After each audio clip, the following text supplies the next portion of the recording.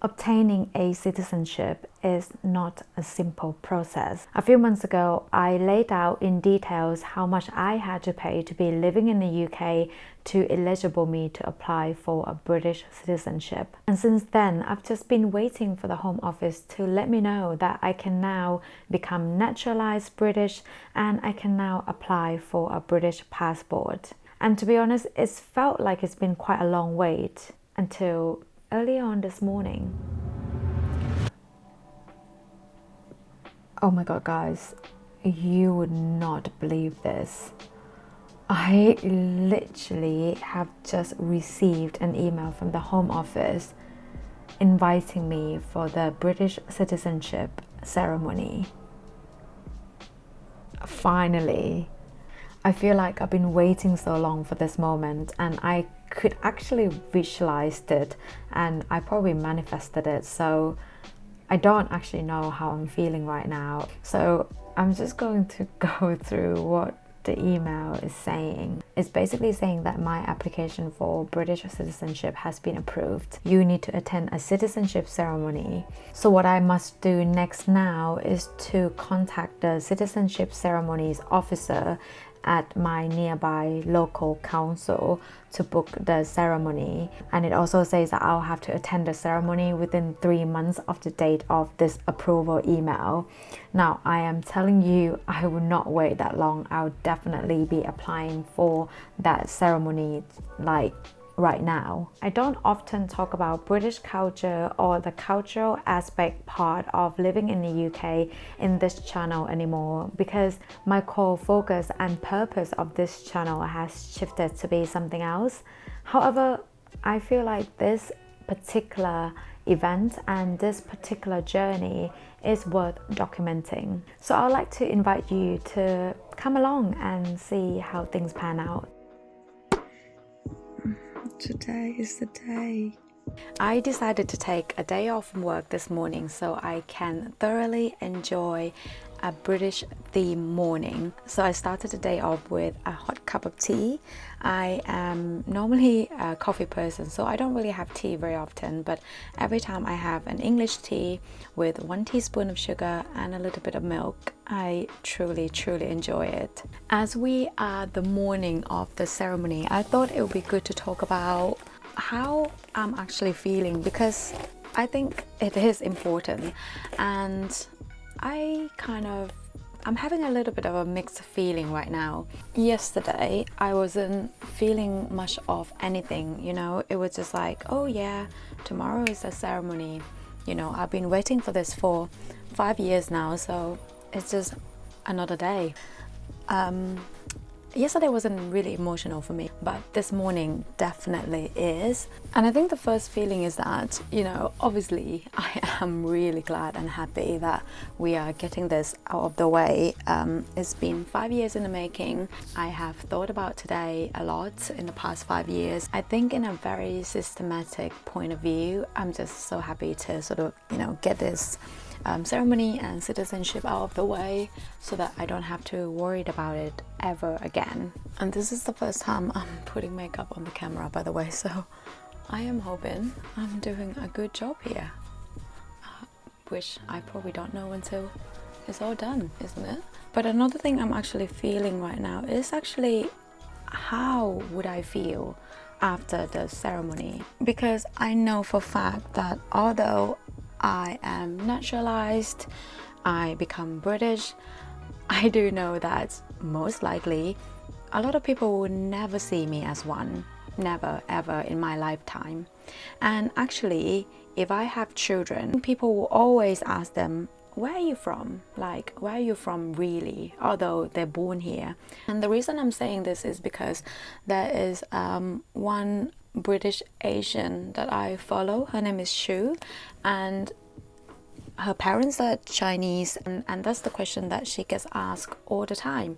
You know, when she lands at Heathrow, I think she shared that before on her channel, where the passport controller or the officer will ask her, where are you from, which passport do you hold? And sometimes she'll say British, and they would be like, they actually don't believe her. So I think that's one thing, which is that, people will always see me as non-British regardless of the passport I hold. But all that doesn't really matter, really. Like, what people think of me, I'm on the internet for quite some time now. I have built this thick skin, or like the art of not caring about what people think. But I think more importantly, how I would feel personally afterwards. Will I feel British? Would I still feel Thai? Like, I think that's a complicated question to ask. Like, will I completely change after this ceremony? And most likely, of course not, right? I'm not going to walk in feeling Thai and then walking out of the ceremony feeling British. That's just not how it works. But what I like to think is that for the past 5 years that I've lived here, I've picked up some of the British culture that I am now identified that these are the values that I would like to hold as my values. And there are some values of British culture that I'm like, that's not really me. And there is a lot of Thai values that I'm like, yes, I'm going to hold on to it to the rest of my life, because that's my identity. And some of the Thai values or belief, which I talked about before, that I actually don't believe in that anymore.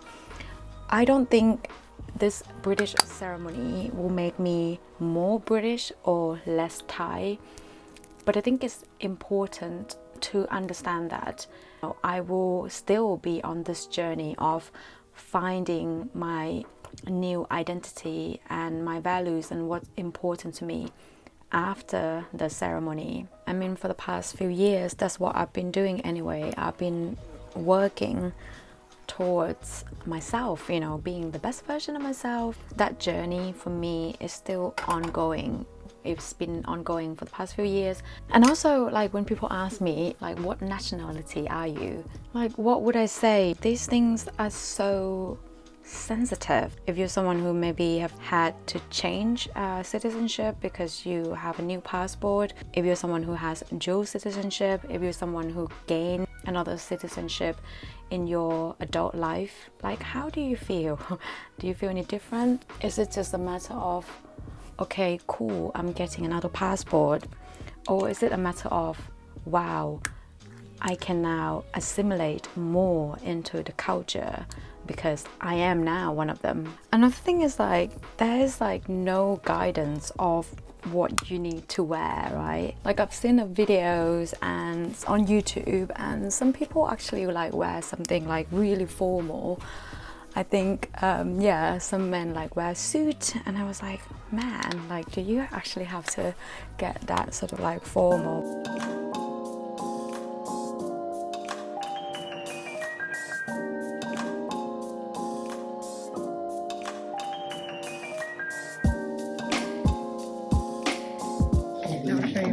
Like, what's in the package. So it's the national anthem, and then we've got passport,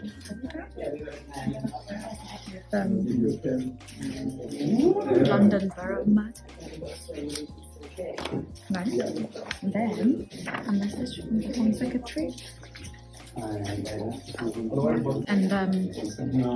the information about being British national, and then also a confirmation that I can apply for a British passport.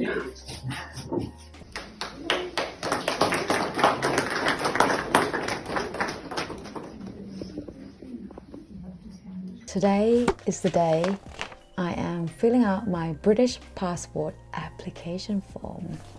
How exciting. I was going to fill out literally on the day, the afternoon after I got back from the ceremony, and I was going to fill it out online, but apparently I couldn't do that. It was not going through somehow. There was like an error on the page, and I was like, I don't know what's going on. But yesterday, my lovely husband has went to the post office and picked up this application form for me. So I'm going to fill this in now. A bit nervous. First time for everything. Woohoo! And I think I'll talk to you while I'm filling out the form about what the questions are, how I feel maybe. I think that's handy. Okay, so far so good. The first page is just regarding just normal personal information like your name, your previous names if you have any, your address, mobile number, email address. So simple enough. Oh my god. You must send us all uncancelled passports with the application. I am actually traveling to Thailand in 3 weeks, so definitely won't be able to send them the passport.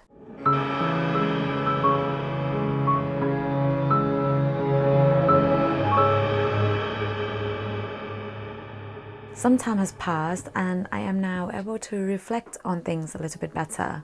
When I found out about that passport thing, I just needed a minute, I just needed to process that information because it was completely unexpected. But I'm here now, I'm fine, it is all good. I think one of the thoughts that comes in mind is that I am actually pretty grateful for this whole process because I've heard people talking about how long they have to wait, and some of them have to wait for 3 months, 6 months, and even some 9 months. As mentioned before, I submitted my final round of application mid-September and I got the email invitation to the ceremony at the end of October, actually October 31st. So I'm just really grateful that I had to only wait for a month and a half considering.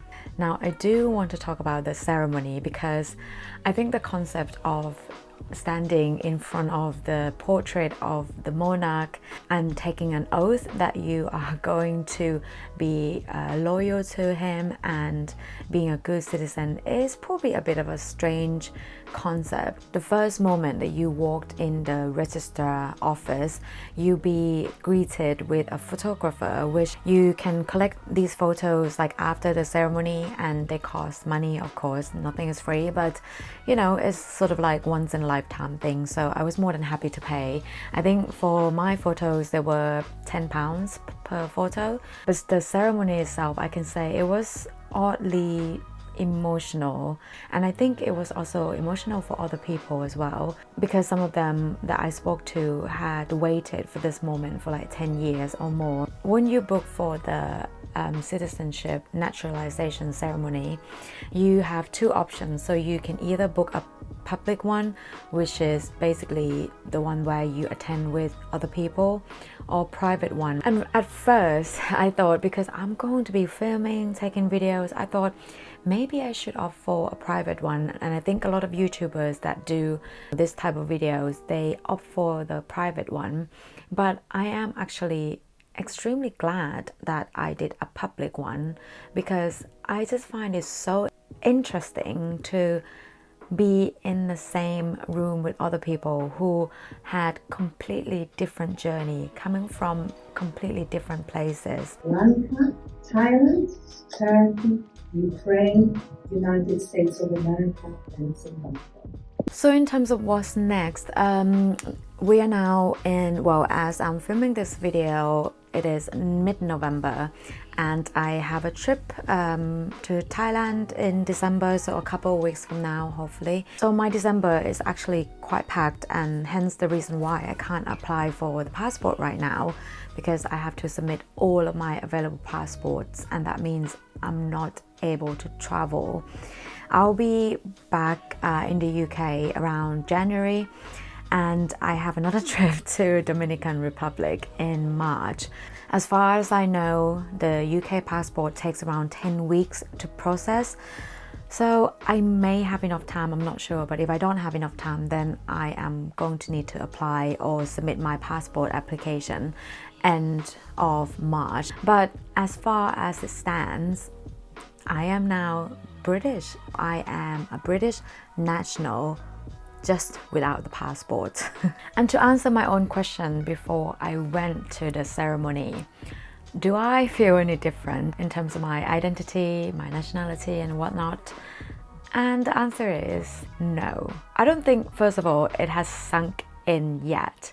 And more importantly, it's because I haven't got a passport. I really truly enjoy documenting this whole process, and I hope you enjoy it as well. If you've been through the same process, do share it in the comments. I really love to hear how the experiences was for you and how do you feel. And if you have the ceremony or citizenship passport application coming up, then I do hope this video gives you a good information for the things that you need to look out for the whole process. I will see you in the next video. Take care, guys.